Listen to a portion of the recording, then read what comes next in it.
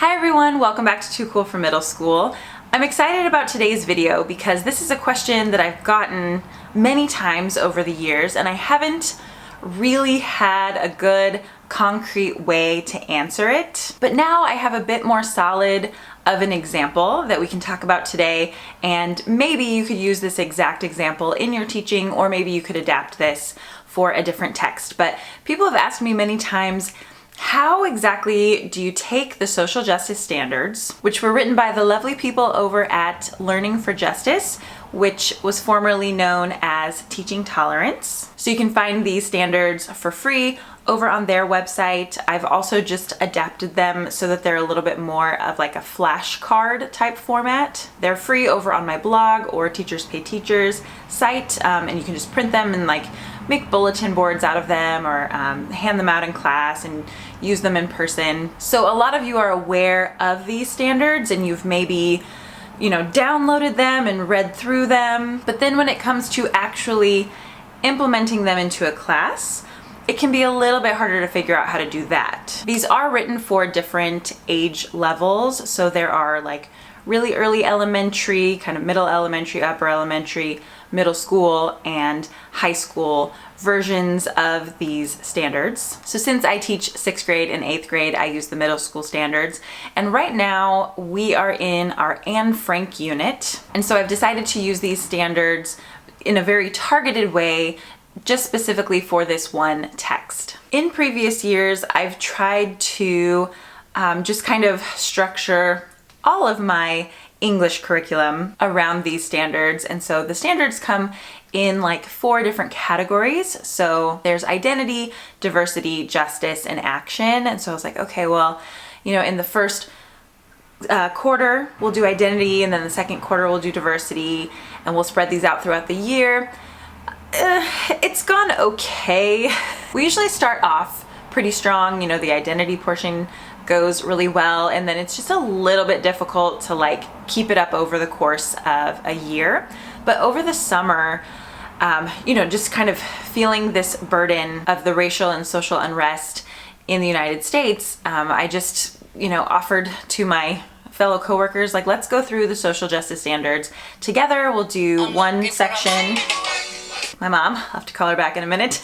But we did like one section per week, and we just did a little 4-week study of the social justice standards and how we could use those as teachers and learn from them as teachers. So I found that that was a little bit more useful, just to condense them a little bit time-wise and just focus a little bit more on them instead of having them be kind of overarching, like maybe just like go straight in. So what we're doing this year with my 8th grade English students is I've created this slides presentation. In person, you could print it out, but since we are still doing virtual learning, we're doing everything virtually. So they have this slides presentation. I'm calling it their Justice Journal, and it contains 20 slides. So there's a slide for each one of the social justice standards. And then on each slide, it contains one standard, one question that relates to the Anne Frank story, and then one question that's more of a reflection where they'll write about themselves. So instead of assigning a lot of like comprehension questions or other activities surrounding Anne Frank, I'm just targeting our study to really focus on these things. I wanted to take it that step further and really encourage them to reflect on themselves. So this is available on Teachers Pay Teachers. I'm just going to be going through it a little bit and giving you some examples of how we use it with this specific text and one other. I'll explain that in just a second. But you could take these standards and apply them to a different unit, maybe to a different novel or to like a collection of poetry or something like that. They're not going to fit every book really well. It does just take quite a bit of effort to find a text or a topic that will allow you to go into each of these standards. And as we'll see, like even Anne Frank doesn't really match up perfectly. So we'll be bringing in something else. But this is just an example of how it could be done. Also, if you think of another book, another text that you think would work very well within these different categories, identity, diversity, justice, and action, let me know, and maybe I can try to create another resource that's based on that one. It takes a lot of work. It took me a long time to do this one. I had to kind of like leave it and come back to it and leave it and come back to it and think on it, go through her story more. And this one is also completely adaptable, so you could change anything that you want to change. But yeah, I mean, it's harder than it seems. So it's not like, we can just be like, well, incorporate the social justice standards, just do it tomorrow. Like it takes a lot of effort. It's not easy, but I do think it's really valuable. So I'm just gonna be referring to my slides on my phone here. This is what it looks like. I've done them in like the red plaid that kind of looks like Anne Frank's diary. So you could just, change this and literally use it for any text if you wanted to. But what I have on here is pretty specific to Anne Frank for right now. So we start, of course, with identity. And so the first standard for middle school is, I know and like who I am and can comfortably talk about my family and myself and describe our various group identities. Like I said, we did do this at the beginning of the year. So if you haven't done that, it actually does take quite a while to talk about identity, to explore identity. What are the different categories that make up all of our intersectional identities? We used a resource, I think it was from Facing History and Ourselves, to make an identity map. And so we talk about things like race and gender and ethnicity and our position in our family, our socioeconomic level, nationality, maybe, our identity within school or within extracurricular activities that we do. And so this does take some targeted teaching time in order to understand identity. But again, since that was at the beginning of the year, this was a little more familiar to my students. So first I asked them kind of as a comprehension question as we're like getting into the Diary of Anne Frank.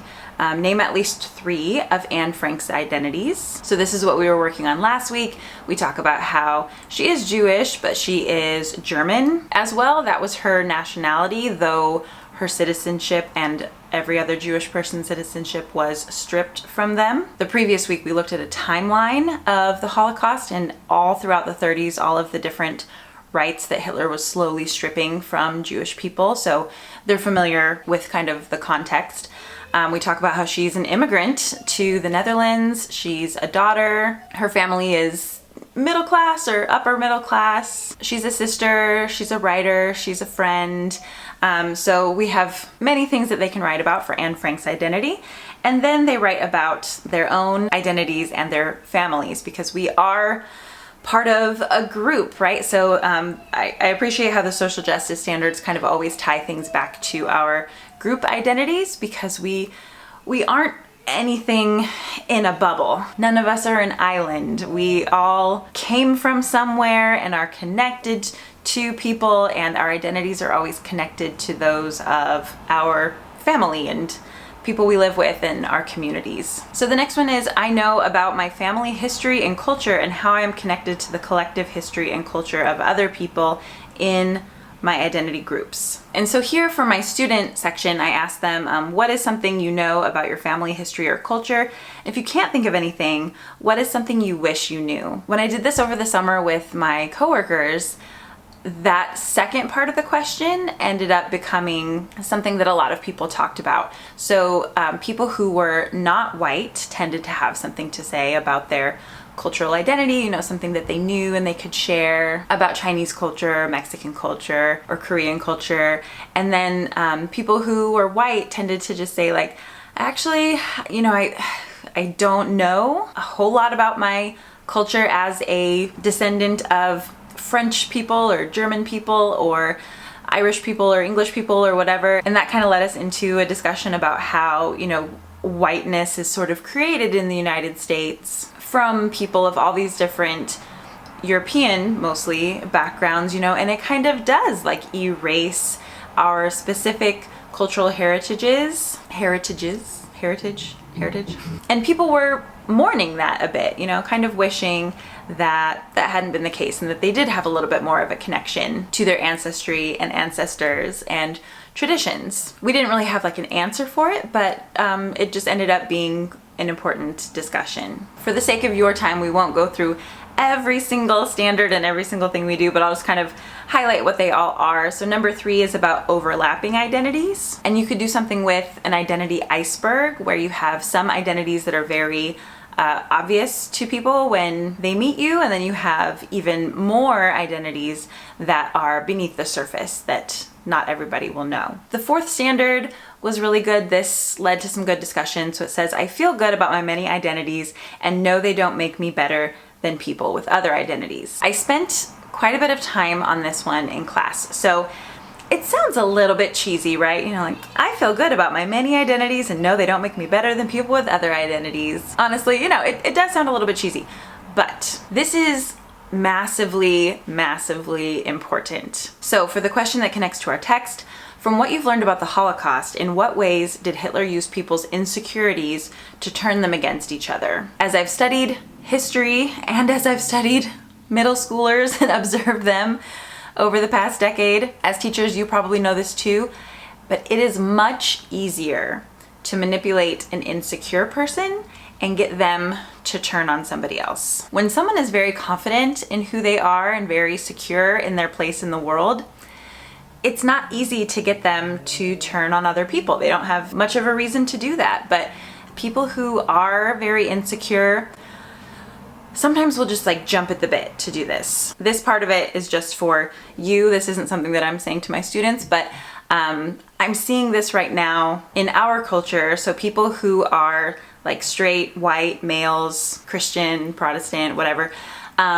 feel very insecure in their place in the world. They see that the United States is changing. They are being told that like immigrants are coming here and trying to take all of their jobs, and that liberal people are trying to change their culture and make everything that they enjoy taboo, and to catch them doing bad things and get them fired. And they feel very, very insecure in their place in this world. And they're very easy to manipulate with conspiracy theories and, you know, these online forums. You can convince them that things have been stolen from them and that the rightful order of government and culture and religion are being stolen and taken, and it's their job to go and fight to get those things back. And this all stems from insecurity. If they were secure in their own identities and who they are, they would not be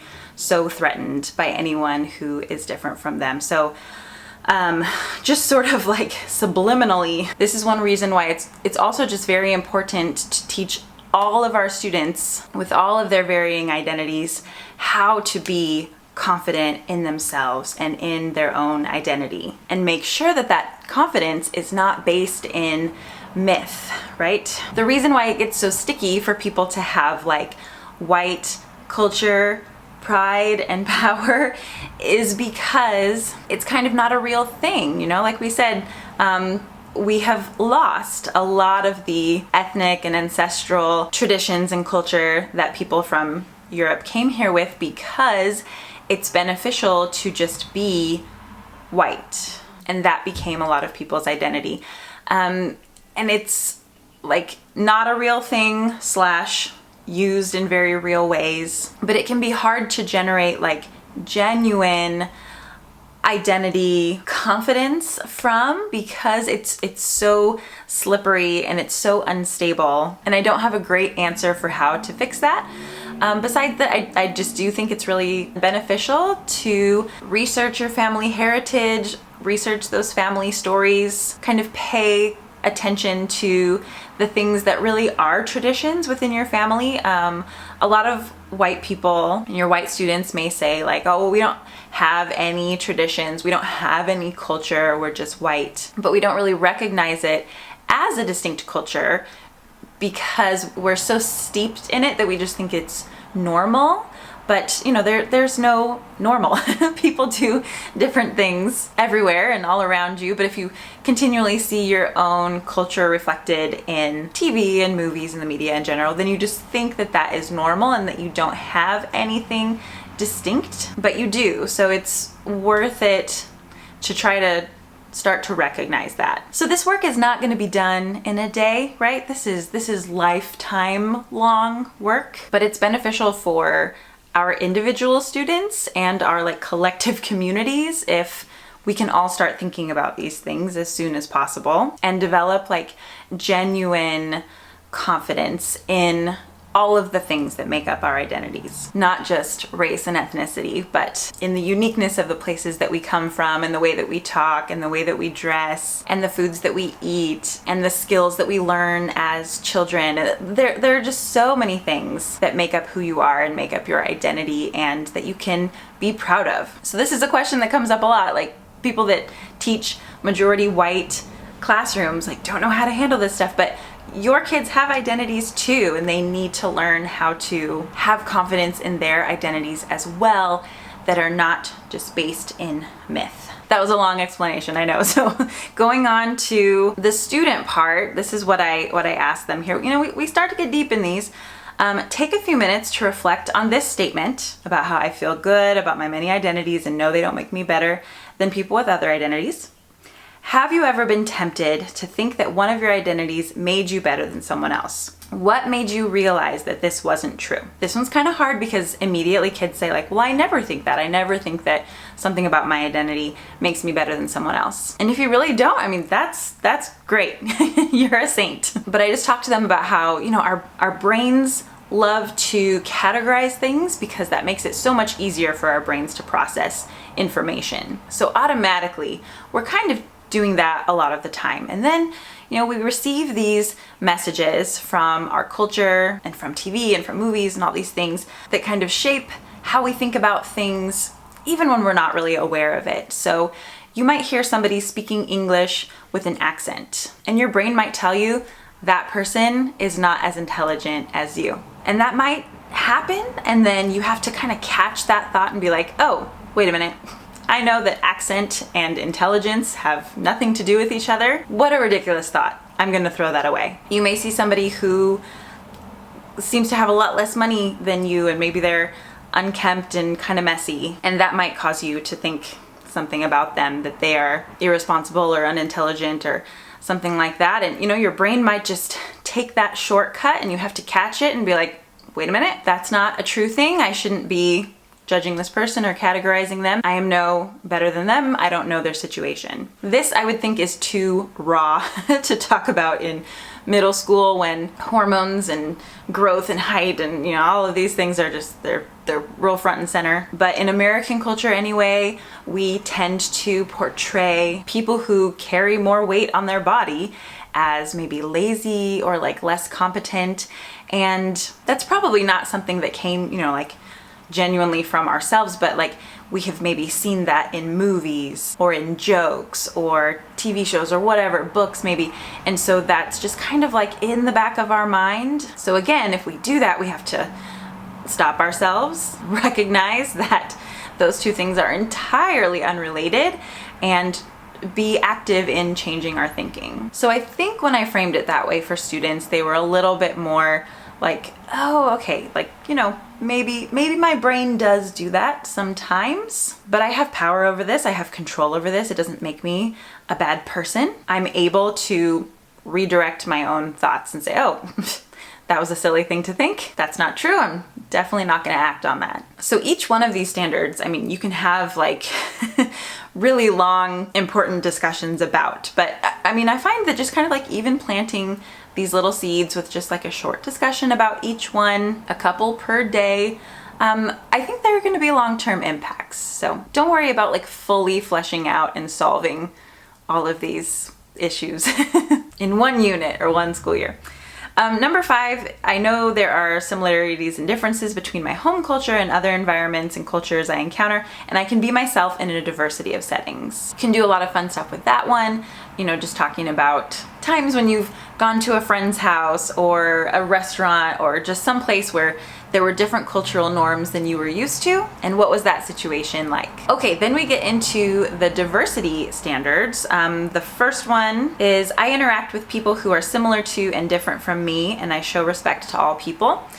Within the secret annex, there's not a whole lot of diversity, to be honest, so this isn't the very best category for this particular text. But it still works, and there are still, you know, two different families that have different kind of personalities and different cultures that have to live in this small space together. And so we can see like kind of that juxtaposition and some of that conflict that comes from just different family dynamics, because that's diversity too. Another standard is about accurately and respectfully describing people. I think it's helpful to have kids practice accurate and respectful descriptions. Like, you can say that someone is Jewish if they are Jewish. You can say that someone is black if they are black. That's not a disrespectful thing. So when kids are like, yeah, they're black, then you know that this is a standard you really need to work on, because by whispering it, they must think that that's some kind of like an insult or something.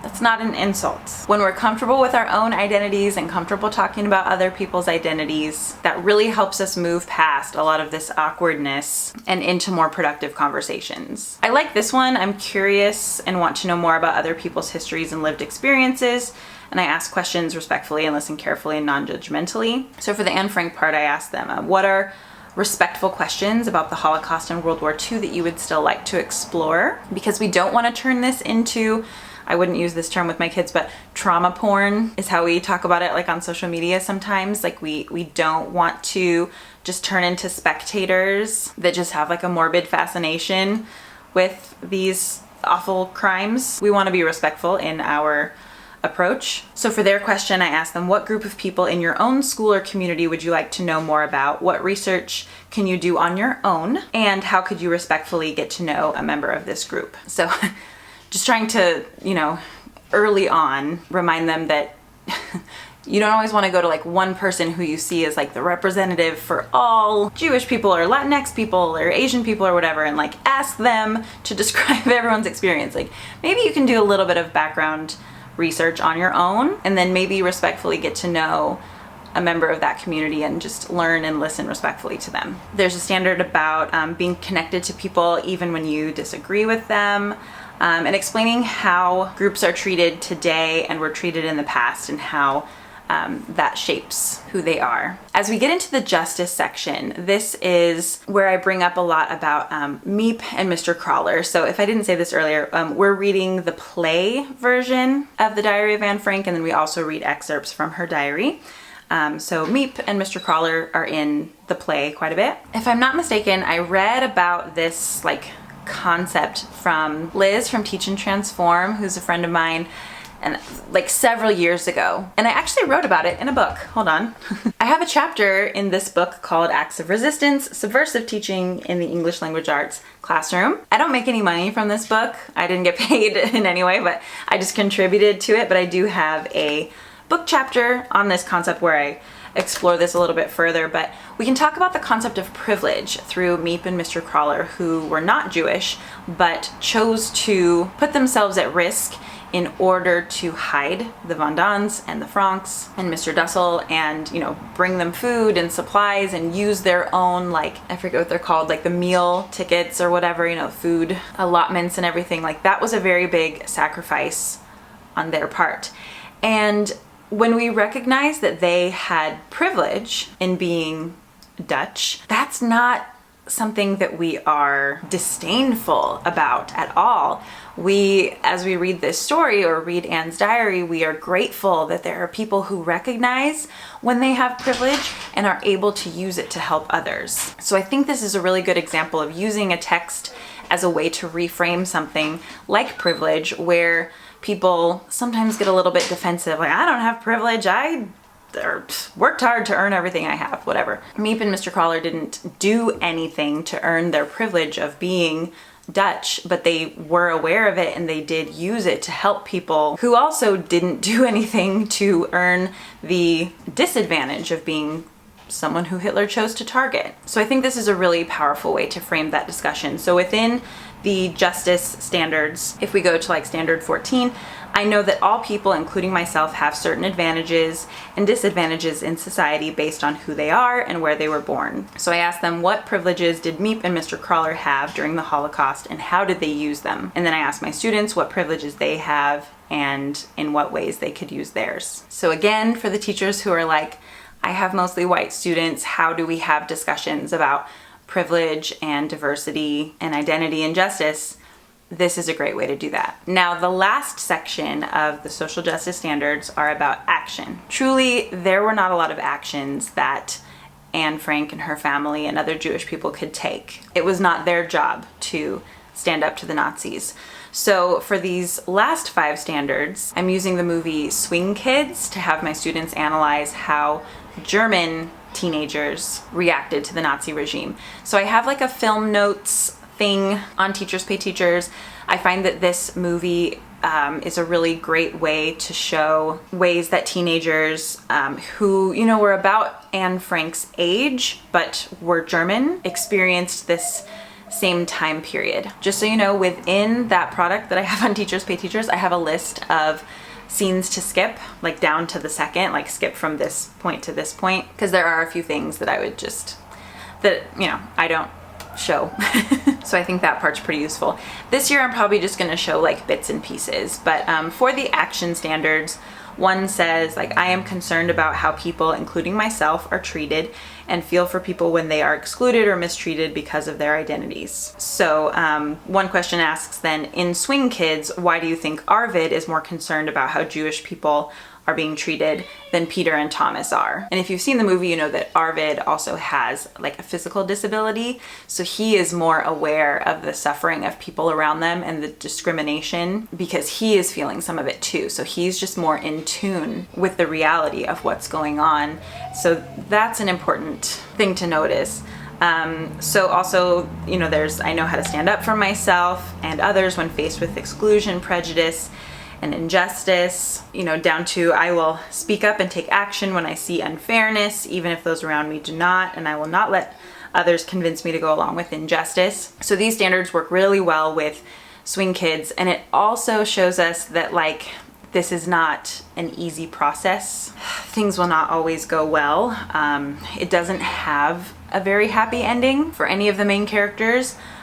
It's enormously difficult to stand up to the Nazi regime in Germany. You put yourself at risk, you put your family at risk, you put your friends at risk, and there's no guarantee that for that sacrifice you're gonna make any difference whatsoever. And that's still a reality today, you know? I mean, you might be standing up for something that you know is right, standing up for people being mistreated, and you might never see the fruits of your labor, or you know, you might not see it for a really long time, and you might experience loss because of it, but it's still the right thing to do. So we haven't made it to this section yet, but I have taught Swing Kids in the past, and the discussions are always really good, and you know, the boys are just a tiny bit older than my actual students, so they tend to like just the story in general. And it's like Christian Bale and the guy from House and all them, like when they're younger. So they think the guys are really cute and everything. So, you know, it's an entertaining movie to watch in that sense. But it also brings up some really, really difficult truths about life in Germany during the 1930s and 40s. So I hope that this was helpful and was just able to show you how you can use a specific text and pre-existing curriculum to look at the social justice standards. The few things that I've learned over the past couple of years is that it seems like just trying to implement all 20 across the span of a school year is a little bit too broad, but then also that it's really difficult to find like one text or one unit where you can incorporate all 20. So it takes some creativity, it takes some research, it takes some just like looking at the puzzle and just trying to figure out how to fit these things in, and just like being creative and maybe using some textual evidence for a few of the standards, and then, you know, bringing in some modern day examples or bringing in some historical examples. But overall, I feel like they fit very well just like within English curriculum. I would love to see how people incorporate them with science or with history. I haven't really found a great way to incorporate them into ancient history. I feel like US history would be a little bit easier, but English is kind of the sweet spot here, I think. So again, if you have any ideas for texts that you think would fit well within all 4 of these categories, please let me know. I think it would be cool to kind of get like a list going of some useful texts. And again, you know, like And Frank is great and powerful and wonderful to study, and it doesn't fit perfectly, but it's good enough. Like it definitely generates amazing conversations. It doesn't have to be 100% perfect. Can you hear Jensen singing whatever he is singing? Oh, now he stopped. Okay. All right, well, I better call my mom back. Do you like this shirt, by the way? I just got it from DAZEY LA. They are a fair trade, local brand, and they only print like what people have ordered. So there's no like waste. It's super sustainable and like creative and everything. I think I have like a discount code below, so look for that if you want like really cool t-shirts and like graphic prints and stuff. Off topic, but I was just looking at these. Anyways, thank you guys so much for watching. This Justice Journal is linked below, and I will see you in my next video. Bye.